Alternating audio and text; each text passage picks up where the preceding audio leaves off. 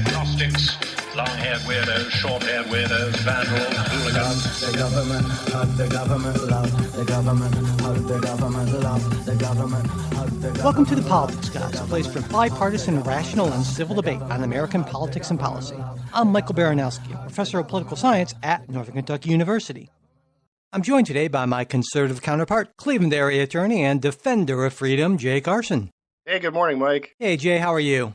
I'm fresh off the Ohio Federalist Society Chapters Conference, and I am ready to go. I'm loaded for bear here today. All right, then. Well, that's good to know. Kind of that contact high from all that conservative law stuff, and You'll get a chance to talk about that certainly in the show today. I'm doing well myself, though. I got to say I'm a little intimidated, Jay.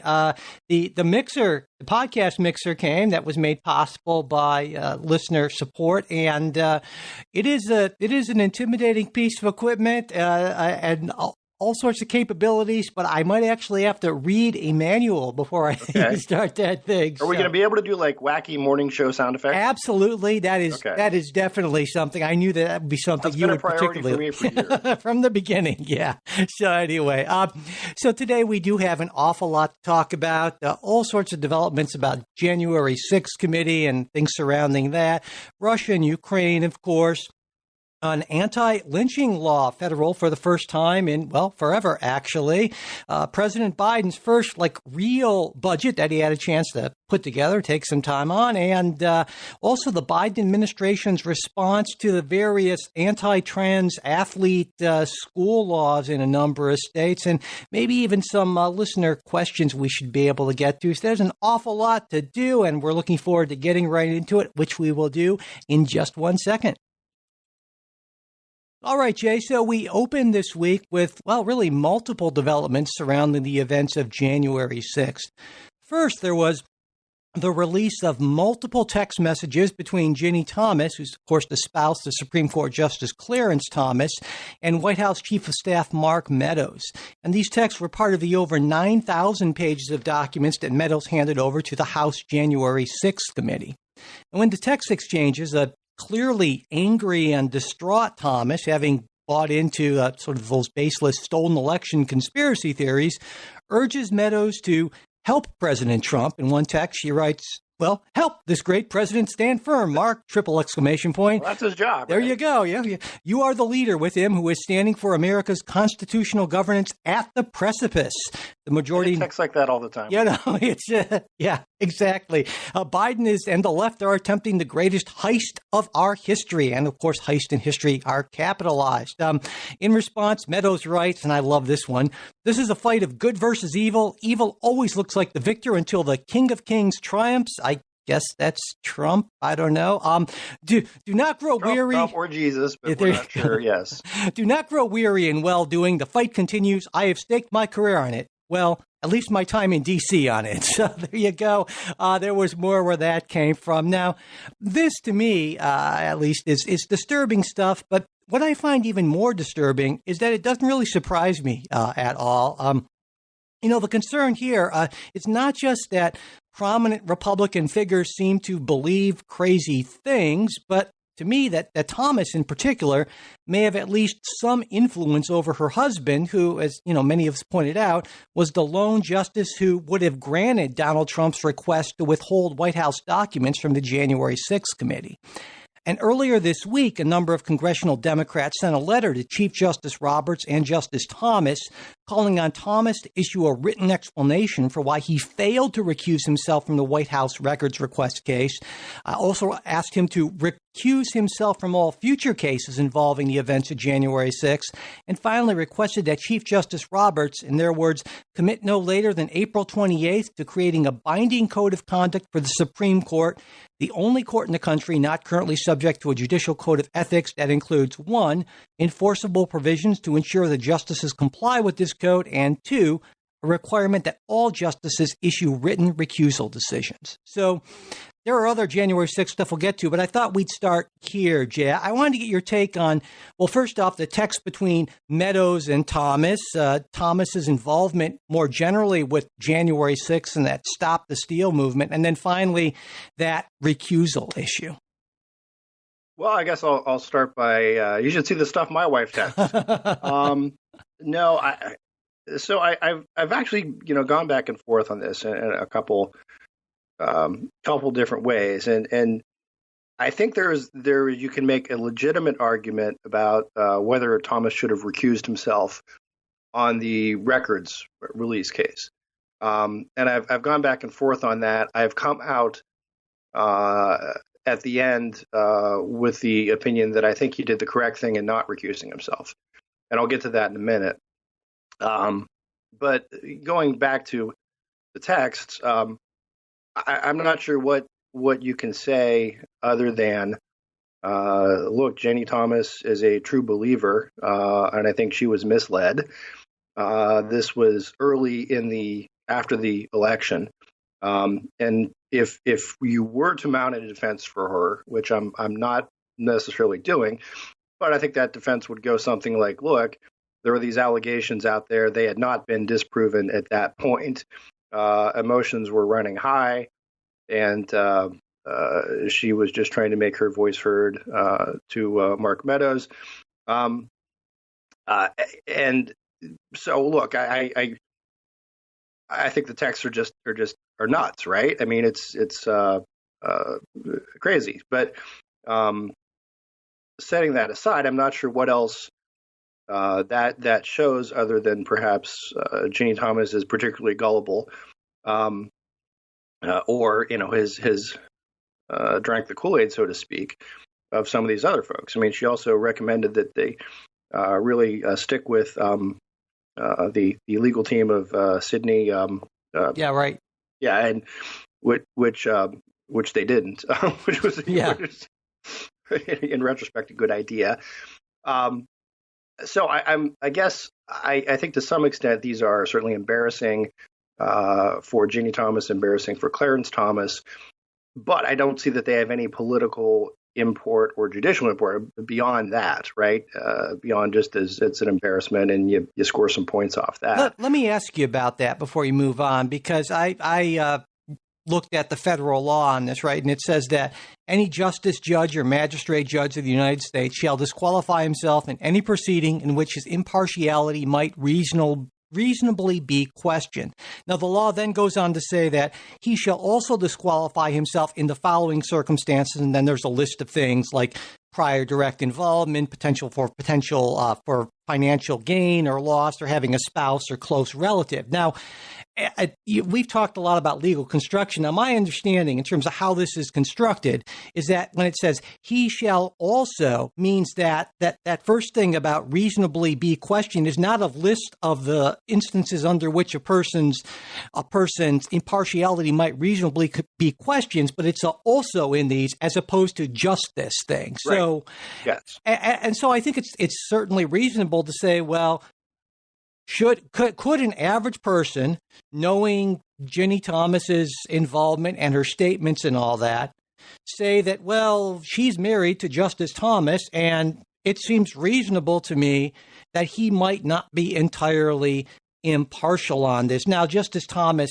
in the past has said, well, we don't talk about our work, and Ginny Thomas has said that. And of course, I don't really think that passes the smell test. I can't imagine a spouse, a husband and wife who have any sort of closeness, not, at least kind of casually talking about their work, especially when it involves, this incredibly consequential presidential election. So I think that just feels false to me, which gives me even more reason to question his impartiality, because I think I'd actually be more okay with it if the Thomas has said, well, listen, yeah, we talk about this stuff, but we understand and we compartmentalize and so forth. But that's not what they've said in the past. They just basically said, well, we don't talk about our jobs. And I just call BS on that. I don't know. I disagree. And again, it's one thing to talk about your jobs and another to talk about cases or sure. matters coming before the Supreme Court. I mean, I could also see, Clarence Thomas, you get home from a long week of justicing and you take off the robe. You just want to sit and watch the game, and then the wife's nagging you about executive privilege. And yeah.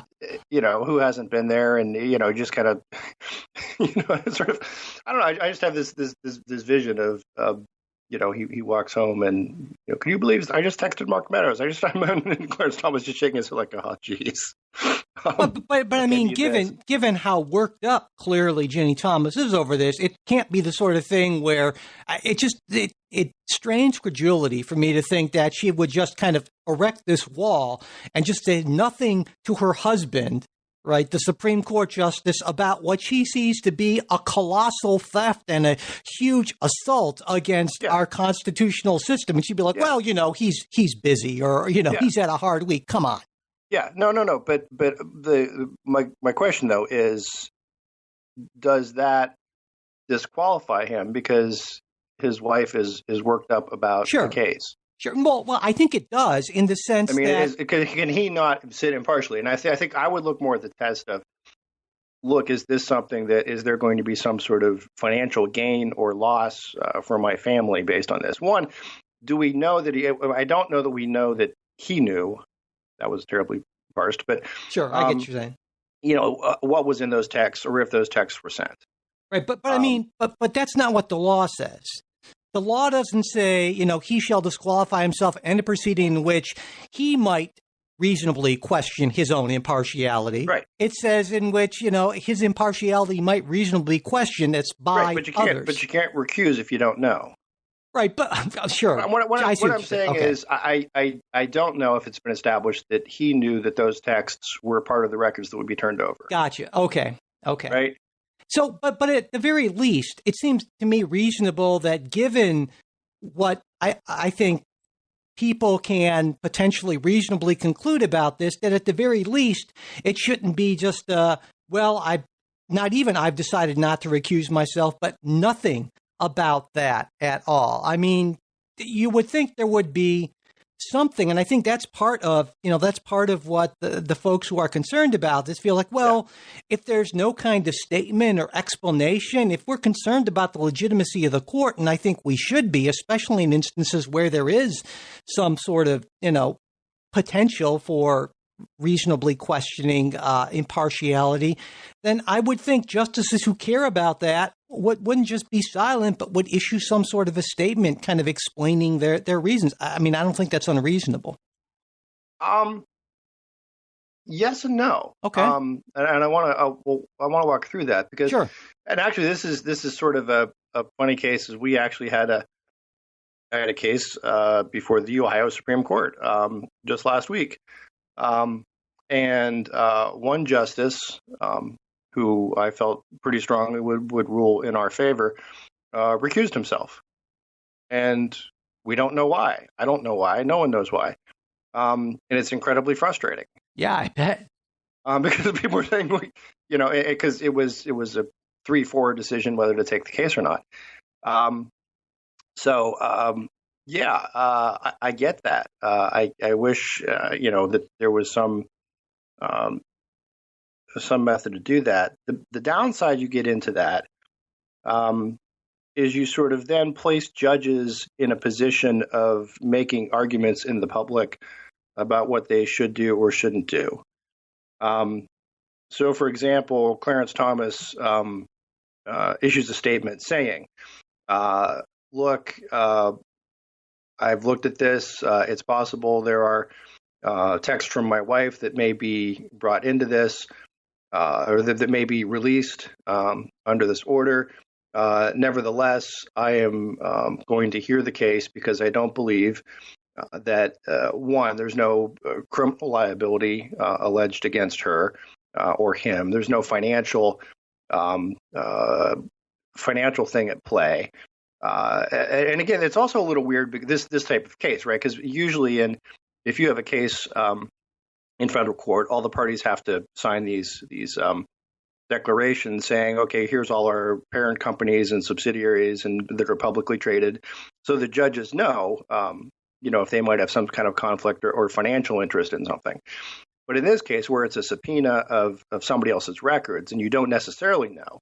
Now, Clarence Thomas may well have known because she, Ginny may have told him, I'm texting Mark Meadows right now. This is ridiculous. Clarence, if you won't do anything about this, I will. I'm not. Yeah. I'm just. And he I'm said, just I'm imagining doing my part, something Ginny. I from conversations dissented I may in have this had. case, but what more can I do? Yeah, no, but So I think there would be something unseemly then about a justice defending himself or herself uh, in a public proceeding on that, right? It takes away from the justices either recuse or don't recuse, and it's sort of more appropriate then they leave it up for someone else to argue, which this week falls to me. So but of course, isn't that the problem in this? I mean, in lower courts, of course, there's a way to make that argument, and that's you've got a higher court that can make those decisions, and which is why the call for Justice Roberts to put in place some sort of a enforceable code, which seems to me, I don't even know if that's possible, actually. I don't think it is. I think I would think, in thinking about this, absent a constitutional amendment, there would really be no way that one could actually, you could have a code or a set of guidelines, but it really wouldn't be, I cannot imagine an enforcement mechanism. Yes, you can't. The Constitution does not vest more power in the Chief Justice than in associate justices, or give the Chief Justice power to discipline or remove a Chief Justice. Yeah, exactly. Or an associate justice. And even if it did, I mean, Chief Justice Roberts has been pretty clear on this issue over time. There was back in 2011 the question of whether or not Robert or Thomas should have recused himself from the Obamacare case because Ginny Thomas was a big vocal opponent of that.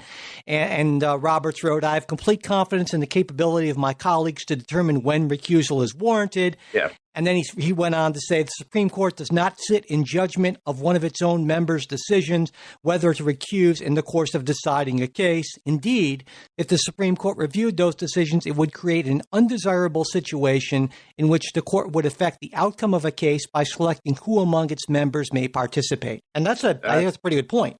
He said it much better than I could have. Yeah, well, he had some time to think about it. And I think he goes on, whether it's in that statement or another, but that on the Supreme Court, while there may be a duty to recuse, there is also a countervailing duty to sit and hear cases. And unlike so for example, in my Ohio Supreme Court case, what they do is if someone has a conflict or for some reason can't sit, they will designate someone from our Court of Appeals to sit by designation on that panel. And you can just sub somebody in. Which you can't do in the Supreme Court. Supreme Court, you can't do that. Yeah. And, some people would say, well, there is, in fact, a remedy, and that, of course, is impeachment and removal. And it does happen occasionally. There have been, I checked, there have been a total of 66 impeachment investigations for federal judges throughout the course of history. 15 federal judges have been impeached, and of those, there were, I believe it was 8 were convicted and 3 resigned or something like that. But only one Supreme Court justice has ever been impeached, and that was way back in 1804, Samuel Chase, though a little more recently, compared to 1804, Abe Fortas, and this is maybe a little more on point.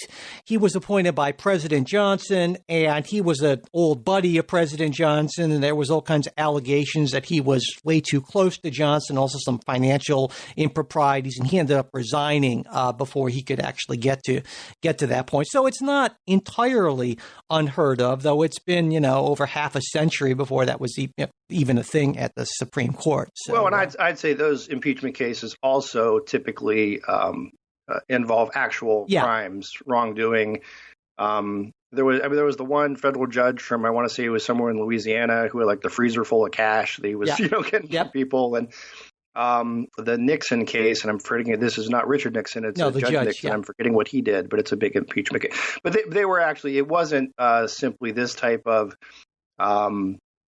making a decision or not recusing because you think your wife might have a rooting interest in something like this. It was clear financial impropriety or other things like that that launched the impeachments. I mean, I think you could make a strong argument that given given Justice Thomas's past decisions, that his decision to dissent, be the lone dissenter in that executive privilege case, is not really out of line with his overall judicial history and philosophy. You know, Right. That brings me to my point of where I ended up on that he shouldn't recuse. And the reason is, one, I think if he did recuse, that sets a precedent for both right and left, right? If you've got some sort of issue with a spouse, a relative, a close friend, whatever, who's a strong advocate or who might have some interest. And again, I'm not clear what you call Ginny Thomas's interest in this case, right? I mean, she's a third party whose communications might be intercepted by a subpoena. Presumably, I mean, look, as strong as vocal an opponent as she is, and this would have been my solution. But nobody asked me. Is that Ginny Thomas should have disclosed that and gone public with it before this, right? And that takes the whole thing off the table. And she can say, "Damn right, I texted Mark Meadows. This is a heist." Right. And I'm not hiding anything, and that's already public. And then that takes the whole issue out of Clarence Thomas's hands. But to my other point, so there's that issue of, if you set that precedent that you can be recused or force recusal, you're going to have more and more. And this is what you're already seeing, right? Of any time someone can say, well, they're close to this or they were close to this group. You've seen this pushed with Sheldon Whitehouse's claims about, it's the dark money. So these judges shouldn't be able to sit on this case because this organization helped support their confirmation. And you get into this fight, as Robert said, over who gets to hear cases and who doesn't. And I think that would be very bad for the country. Second, Clarence Thomas, I have been a keen observer of the court for years. He's actually been on the court for 30 years now. Clarence Thomas knows where the votes are, right? He knew he would be the lone dissenter in this. He knew that, assuming he knew that Ginny had texted Meadows, he knew that those records were going to get released. So it's not as if he were somehow like, I got my plan, or I'm going to shut this whole thing down, and I know I can do it. He knew he would likely be a dissenter, if not the lone dissenter. But he was making the point about the executive privilege. Now, again, I disagree with him on that executive privilege point. But that's part of his job, right? As Associate Justice, is to dissent on those kind of big questions when he thinks he's right. And I think that's valuable. And I think if you start down that recusal path, it just becomes more and more of a problem. Now, again, if it was something like, again, the easy questions, right? I mean, look, I own a whole lot of stock in this company, therefore I have to recuse myself. Or there are a lot of Elena Kagan ones where I worked on this case as an advocate in the solicitor's office, so I have to recuse myself. So let me ask you this. I see what you're saying on this, yeah. But does that basically mean then, in your view, that provision in the law about a judge should recuse him or herself whenever their impartiality might reasonably question that basically we should just essentially ignore that because it's sort of a slippery slope? No. Well, then I guess what I'm saying is, here's what I'm trying to. I'm not. Yeah, this isn't me being being difficult for the sake of being difficult. I'm trying to understand then what would be a condition under which that wouldn't meet any of those financial or those specific things that are listed in the law. That would also be a situation in which a judge would recuse, because it sounds to me that the way you're sort of constructing this or seeing this is that really, unless there is something like that, you're saying that because it would just lead to all these situations that you described, that really, unless there's one of these specific things, a judge probably shouldn't recuse him or herself, in which case that part of the legislation basically becomes completely beside the point, completely, useless. And that's kind of what I'm trying to understand. Well, yes and no. First of all, consider that what you're talking about is supposed to apply to all judges. It's Sure. not just the Supreme Court. Yeah. And in most cases, there's an easier fix for all these other judges. You can just swap in another judge. But if you remember, I made 2 points, and the second was it wasn't going to change the outcome anyway. So that to me is something that, and again, that's not in the rule, but if Clarence Thomas somehow had the power to say, I'm gonna quash these subpoenas, and my wife is involved, then that to me that's a little bit different. Then look, I'm filing a lone dissent on this, and I know all of the stuff's going to come out. Assuming I knew about it in the first place, which if I didn't know about it, then I'm off the hook. But assuming I did, I know it's all going to come out. See that, and I see what you're saying. There's no harm being done to the system, and therefore you say, listen, could somebody reasonably say that this is improper? I don't see it, and I get there's a little cart before the horse there. Yeah, that's what I was going to point out. I see what you're saying, and I understand your argument. I end up disagreeing with it because while you're right that because he was the lone dissenter and he knew, even if he didn't know he'd be the lone dissenter, maybe he hoped, good buddy Sam Alito would hang with him. He clearly knew there wasn't going to be a majority here, and he wasn't going to make the difference in that sense. I mean, when you and I talked, we knew there wasn't going to be a majority there. Yeah, but even so, and this kind of reminds me of kind of another January 6th thing, your argument, as I understood it previously, that, well, if you try an insurrection, basically, and it's just ridiculously impossible to pull off, that in some way you have less culpability than if you have a good chance of actually pulling it off. And I've never bought that argument. I understand what you're saying as a practical matter, but I don't think as a matter of law that actually seems correct to me. But I understand the argument. I just disagree with it. Well, I'd have to think back to what I was arguing there because that was the argument where, and I made the analogy. But was I arguing that it shouldn't be called an insurrection because I know we did that discussion. Maybe it was that legally an insurrection. Maybe it was. It might have been making the legal point, but regardless, I think the Democrat response, the overreach, then is okay. Let's assume. Let's assume, because like I said, I've gone back and forth on the recusal thing, and there are different voices on the right that have come out differently on that. There is a school of thought that says Clarence Thomas just should have said, "Hey, I'm going to recuse," and therefore, say I'm protecting the dignity of the court. But what happens then is phase 2, which is what we're seeing now, where the Democrats say, aha, Clarence Thomas, because your wife texted Mark Meadows, you have to recuse yourself in anything related to January 6th, which that I think is ludicrous.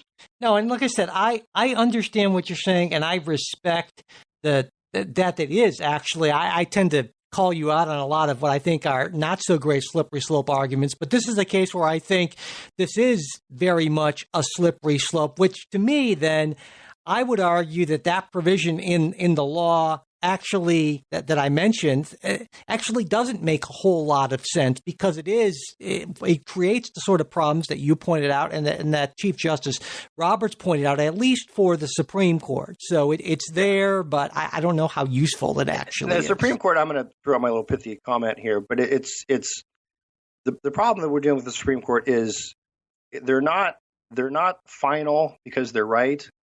They're right because they're final. Yeah. Mm-hmm. That's just kind of the nature of it, right? So Yeah, absolutely. Another, at least seemed like it might be major developments surrounding January 6th was the over 7-hour gap that was reported in White House call logs on that day. And it became a major media story, certainly. But then later on, we found, in fact, just recently, we found, right, there's maybe a little bit less to this story than initially reported. And of course, folks who with any sense of political history know about missing parts of tapes and all that, with the Nixon White House and so forth. And so you can kind of see the parallel some folks would suggest. But Jay, there's a little bit less to this story, right, than turned out it met the eye.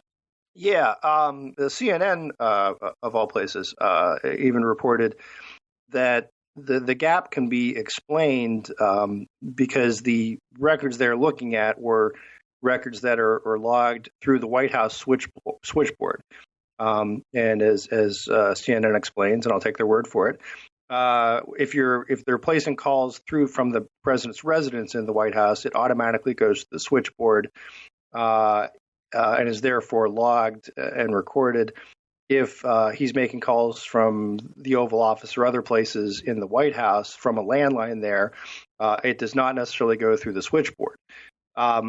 Likewise, they reported that President Trump did have the habit of calling people or having other people call people on cell phones, and they would talk. And he had sort of this habit of, as a lot of CEOs do. So hey, get me so and so, right? And whoever is in there would dial their phone and call the person. So those calls would not show up on that log. Now, the interesting thing that I learned from reading this is there is a White House archivist who is supposed to sort of keep track at the end of the day of all the calls that were made, and there's sort of report, and they sort of follow the president around to some extent, and keep Would track be a of rough this. job, yeah. Which again, I find that like absolutely fascinating, right? That there's somebody that's their job. But it in the Trump White House and in other White Houses, it's one of these. Not everything always gets logged and archived, and it's sort of an honor system and a remembering to report to the archivist who you called and when. And the Trump record keeping system was this will come as a surprise, not always the best. So it looks very much that to the extent there's a gap or there's missing records, it is not some sort of conspiracy to cover them up. It might have been they just might not have been recorded or reported to the archivist. But I don't think there's anyone denying that Trump made phone calls, because there were all these recipients on the other end of the phone calls. And I think the reason for skepticism, especially initially, is, well, during this particularly important period where there are allegations that the president may have, held off on, and that's, I think reasonable people can say, well, hey, wait a second here. This is potentially a big deal. Yeah, no, absolutely. But I would say, CNN was able to find the rest of the story and correct it. If the media had waited a day and done a little more reporting before rushing out with the story of what is Trump hiding, where's the missing 7 hours, we might have avoided this whole situation. And our federal government, the integrity of our federal government and the integrity of our news media would both have come out looking better. Got it. Okay, so a little bit, not something that we thought would initially be a story, but turns out upon further review and reporting to not be as much of an issue, at least it seems at this point. But one thing that, well, maybe more of an issue, I don't know, is involved a federal district court judge, David O. Carter, who in a case this week concluded that, in his words, based on the evidence, the court finds it more likely than not that President Trump corruptly attempted to obstruct the joint session of Congress on January 6, 2021. Now, this came in a case involving whether or not communications between Trump and attorney John Eastman were covered by attorney-client privilege, which, as Trey and Ken discussed on the show a while back, has a crime fraud exception, meaning that there's no privilege regarding communications regarding ongoing or future crimes. Sure. And this has naturally increased calls on the left for the Justice Department to investigate the former president, and that's a step that, to this point, hasn't been taken by Attorney General Merrick Garland. Garland may be waiting for the January 6th committee to finish its work, that's expected to result in a recommendation for prosecution of Trump and other top administration officials. And the committee says it hopes to have an interim report finished by this summer, with a final report scheduled for the end of the year. And assuming that Republicans take control of the House in the November elections, the committee will almost certainly be disbanded in January January of 2023. So they would kind of have to file a report by the end of the year. So, Jay, what's your reaction to Judge Carter's conclusion, as well as an potential investigation of Donald Trump by the DOJ? Well, I'm not thrilled with it. Again, this is a probable cause determination, so that it's a fairly low bar to get over. And I would suppose that you look at this and say, well, you err on the side of getting over the bar because the defendant will have all sorts of protections and abilities to defend later down the road. That said, what bothers me a little bit about this, not a little bit, bothers me a lot. It goes sort of what Ken and Trey talked about, is this attorney-client privilege and that nature of it. And they're absolutely right. The attorney-client privilege does not protect you in terms of ongoing crimes or future crimes. But I'm not sure that it's a future crime to seek legal advice and say, hey, what are my options here? And in terms of avoiding this electoral outcome. It may be unpatriotic. It may be bad politics. It may be bad policy. It may be bad faith. It may be a whole lot of things. But when you're asking your lawyers, what are my options?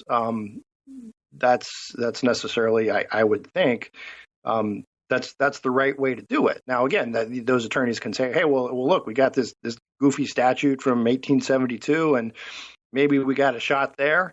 And that could be bad legal advice. I think it was. It could be espousing a false facts, false claims before a court. And again, those things have their own sanctions that come with them, but they're not criminal. And I guess that's what troubles me a little bit, is this seems to be sliding into criminal penalties for getting legal advice.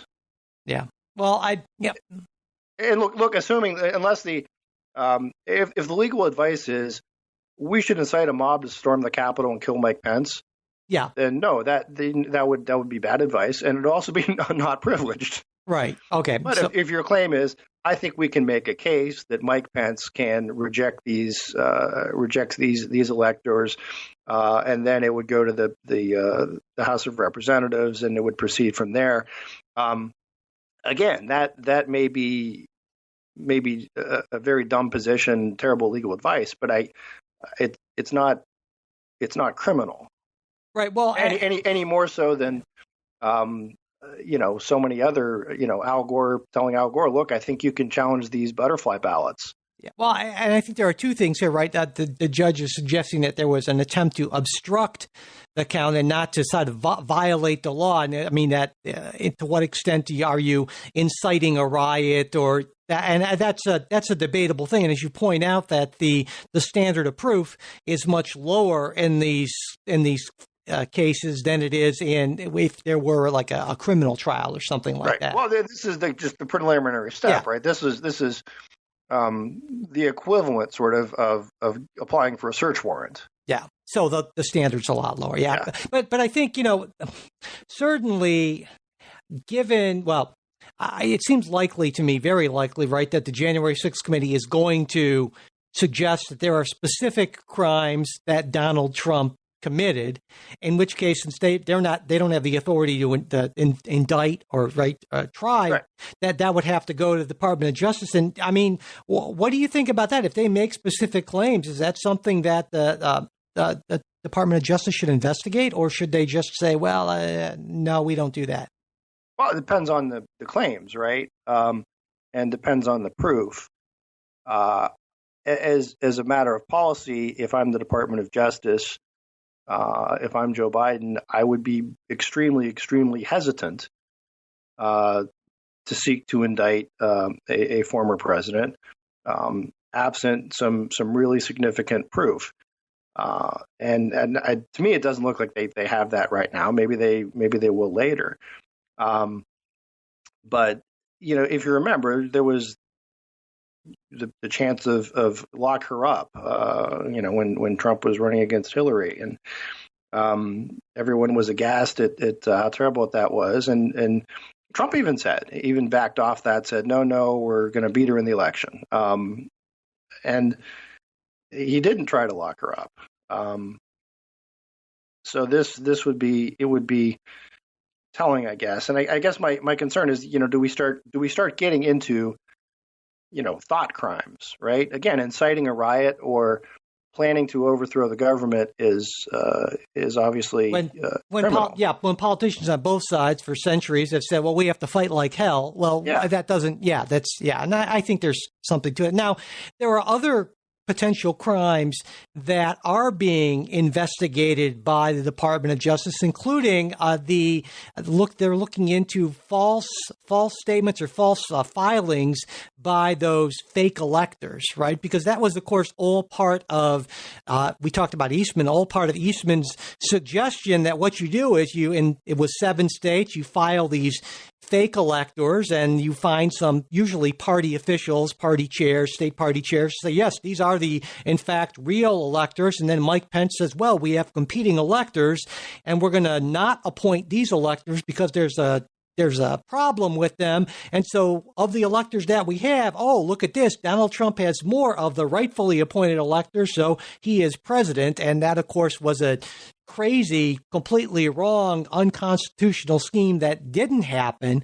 But even though it didn't, the argument is that, well, these people, these electors and the people who signed off on it, they were in effect committing a crime by filing this false claim, basically. And I'm wondering, what do you think about those prosecutions, or at least those investigations? Yeah, look, if you want to investigate it, I think that's fine in terms of filing a false claim. But my sense is it has to be knowingly false. There may well have been people who really believed, like Jenny Thomas, that the election was stolen, that something had to be done, and they were asked to, Now, if someone is making actual false statements about witnessing something that didn't happen, then that's a problem, and reporting it to federal authorities, absolutely, that should be investigated and prosecuted. If it's someone who signs up to become an elector based on the listen, from what I'm hearing, I think Trump was robbed, and I, submit my name as an elector on his behalf.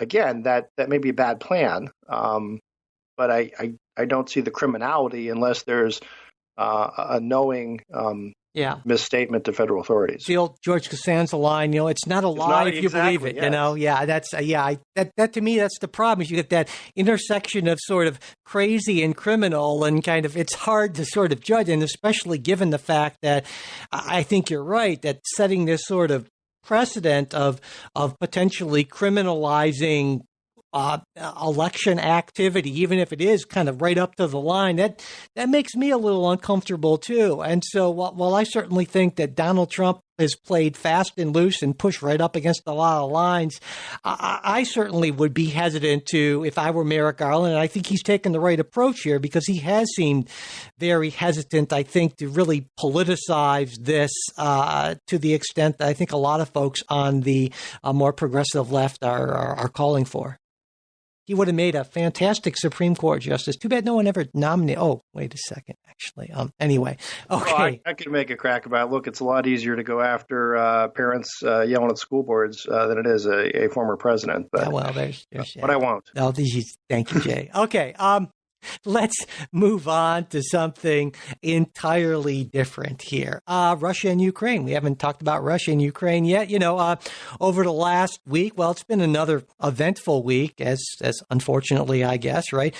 In the face of significant setbacks, Russia now seems to be kind of changing its focus, attempting to argue that, well, everything's going according to plan. This was, in fact, the plan. And, reality, it seems like, is not bending to Vladimir Putin's will. And Russia has also insisted that countries pay for Russian gas in rubles, and that's a demand that's been refused by European countries to this point, though there's this big loophole that would allow countries to pay for Russian energy in their own currency and then have an intermediary Russian bank convert the money into rubles, so everyone's happy, basically. But while speaking in Poland last Saturday, actually, President Biden made the comment, for God's sake, this man cannot remain in power. Some people loved it. Other people thought really bad thing to say. And of course, the White House quickly attempted to walk back the remark, claiming it was a statement of the president's personal moral outrage and not actually a call for regime change in Russia. And then finally, more consequentially, President Biden this week announced that the United States would be releasing 1 million barrels per day for the next 6 months from the Strategic Petroleum Reserve in an attempt to lower gas prices. And this represents the largest... You think that's more consequential? I think slightly. Yeah, just slightly. All right. We'll talk about that. But this is the largest ever drawdown from the SPR, and the total amount is around 586 million barrels in various caverns in Louisiana and Texas. Biden also called on penalties for energy companies that hold federal drilling leases but opt to not use them to produce energy. So, yeah, let's talk first about, Jay, the comment that Biden made in Poland. And so, what did you? I mean, because certainly opinion even on the right was kind of split on this. Some people saying, "Yeah, damn right," and other folks saying, "Wow, that was a really big mistake that he said that." What do you think? So I'm sort of I'm a believer in moral clarity, right? So to some extent, if that was his intent, I think that's good, but you got to be strategic about it. I mean, again, people yelled and screamed of like, "Oh my God," when Reagan called the Soviet Empire or Soviet Union an evil empire, and Mr. Gorbachev, tear down this wall. That those were these off-script, belligerent sort of things that are going to start a war. But the difference was that was actually Reagan's policy. That was actually the plan. And we weren't shy about that. That was what we were doing. So it's one thing if we want to have a policy of regime change in Russia, which I think we should. Then by all means, let's do that. But let's do it strategically and not just sort of an off the cuff. This man can't remain in power, or you have someone else say it, right? And that's how you play the game. And it's not when you have this high tension situation where. There were literally now it's people are less concerned than they were a couple weeks ago that, oh my gosh, it's World War III and nuclear weapons and on all this sort of thing. It seemed to be just out of the blue, right? And then you have the other problem with it is then when the White House walks it back right away, you get this sense of who's really in charge, and that's not helpful. For any kind of foreign policy situation, either for Russia or for our allies, if they don't know who's really speaking for the administration, or that the administration doesn't trust the president to speak for it. So I think that those things are on balance. It was not a wise statement to make. And again, if you want to make regime change. Our policy, we can do it, but you don't just do it in an off the cuff sort of way and then walk it back. And then Biden also kind of doubled down on not walking it back, right? And sort of it's this weird sort of like, listen, no, it's just my personal belief that he can't remain in power.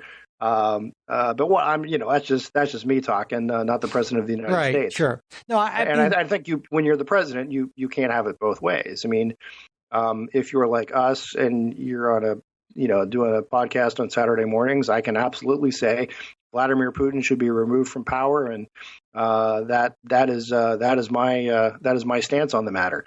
But it's something quite different when the president of the United States says it in a public speech. Yeah, no, I agree. It was something that the president should not have said in a public speech, certainly. It seems to me another in a long line of Biden gaffes. And again, it's one of those reading the stage directions out loud. Yeah, and so, but I would disagree with you that I do not think the policy, at least the stated policy of the United States government, should be regime change in Russia. I think that leads us down a very dangerous road. I think it makes sense to have a policy of regime change in situations in which we have some sort of realistic potential to change that regime without side effects, consequences that would be so incredibly negative. So, you can maybe make that case for some other states. Maybe I don't know that I would, but when it comes to Russia, I would say that that's a very dangerous public policy to have, and I don't know that that really makes a whole lot of sense strategically, actually. So, well, I mean, fair enough.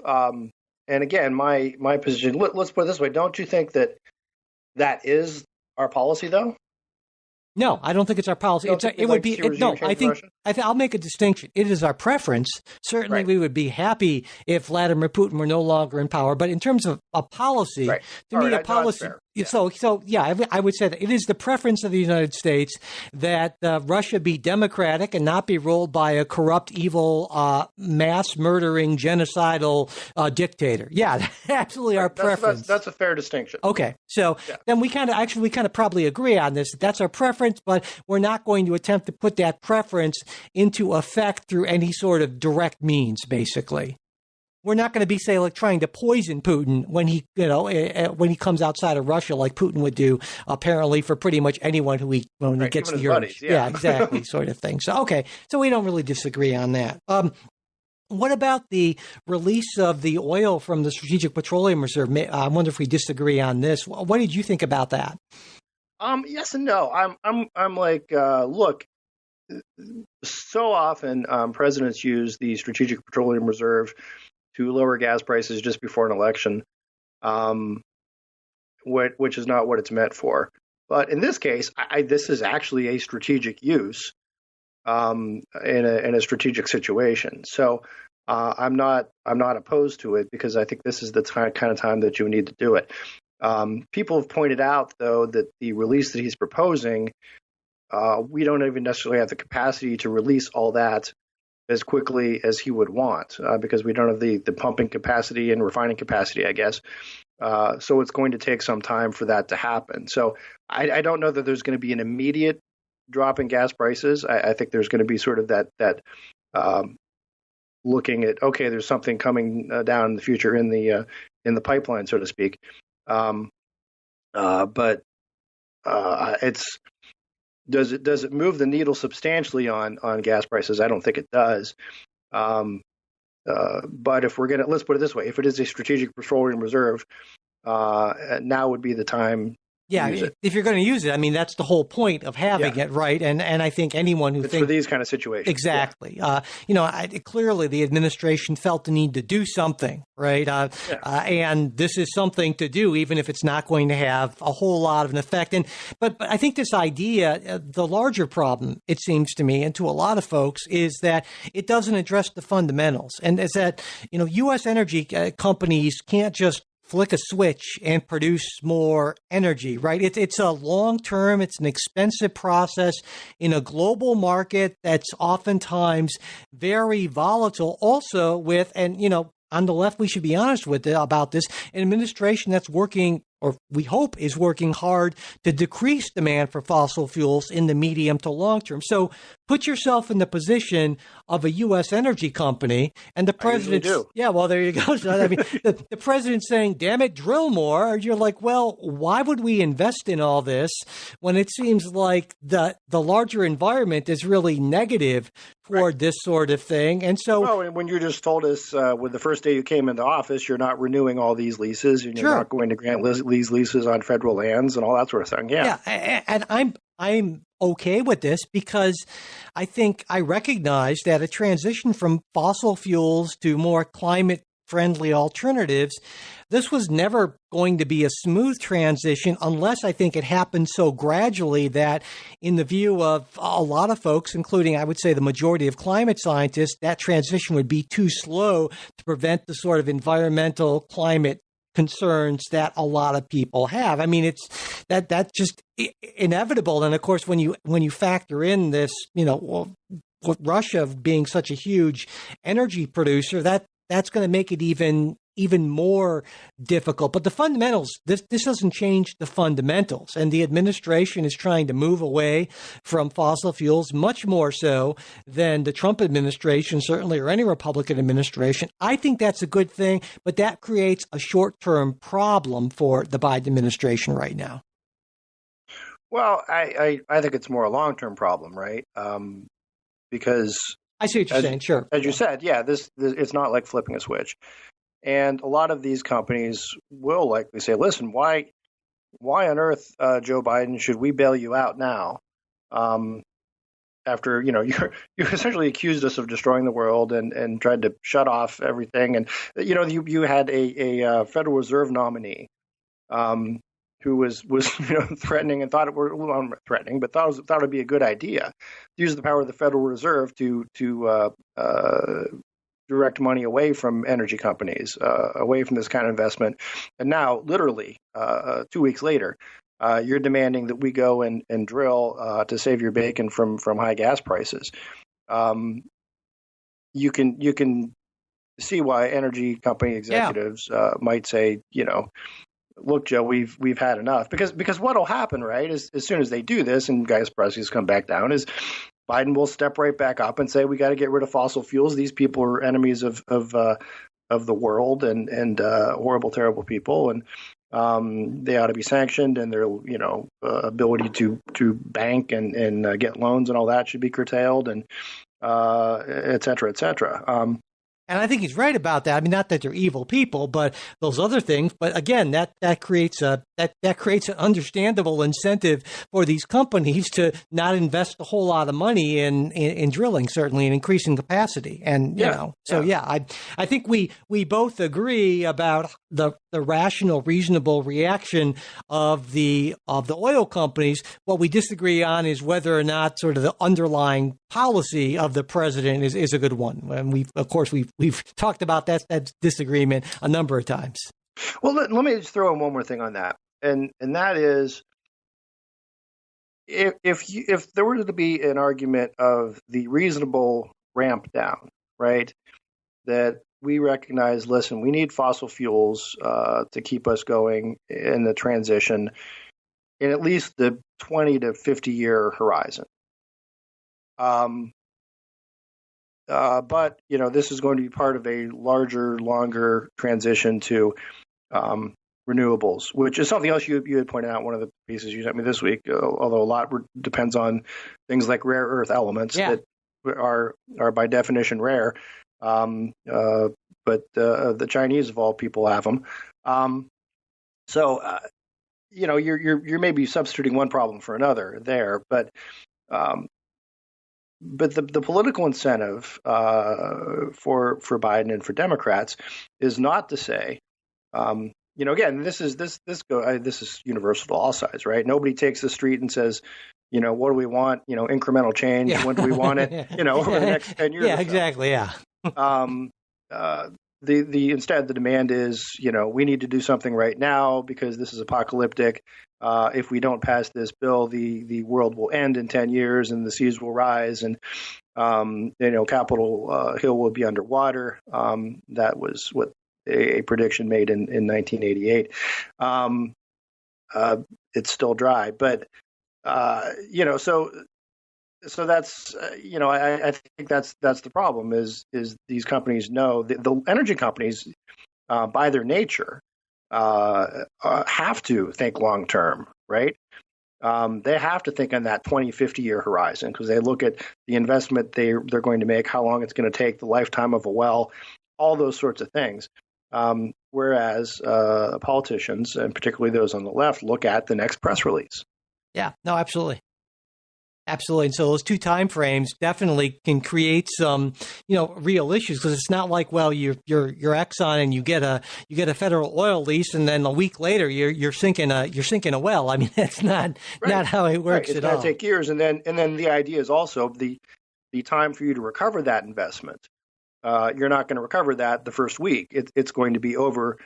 These leases are 20, 30 year, and you factor in all the variables in the economy, the global economy that are going to happen during that time. And you don't know how much Venezuela or Iran or Russia is going to be pumping, or the OPEC plus countries, right. And or if there's going to be another pandemic, right? Then that's going to knock out demand for worldwide for a year. So my point is, I would ask all of our listeners on the left, and you, Mike, you included. But let's look at this realistic. If you want to convert to renewables, great.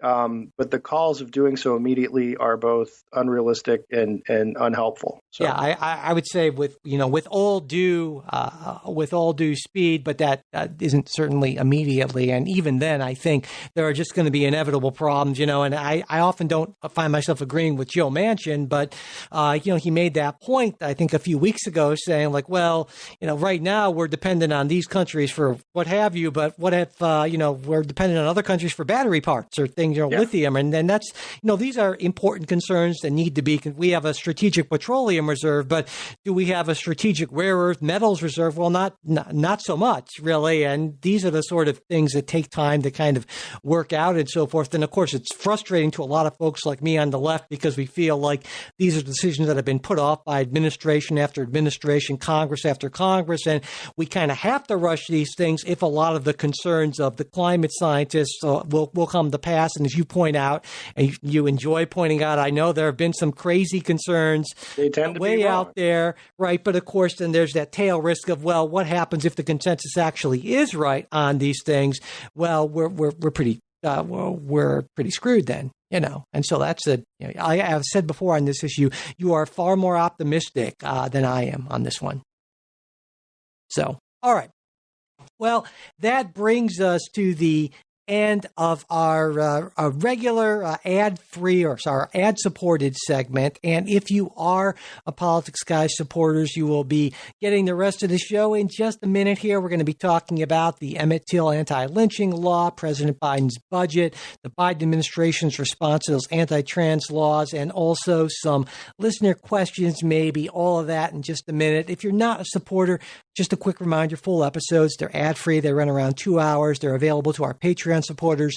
And also, if you're not in a position to financially support the podcast at this point, just send me an email, mike@politicsguys.com, and I will get you set up there. But if you can't become a supporter, we would really appreciate it. It helps us out a lot. It's patreon.com/politicsguys. You can also support us through Venmo or at politicsguys, as well as through PayPal. And all the support links are in the show notes and at politicsguys.com/support. And whether you're a supporter or not, we would really appreciate if you could subscribe, rate the show on whatever podcast app you're using, and also leave a review and share episodes on social media. Thanks so much.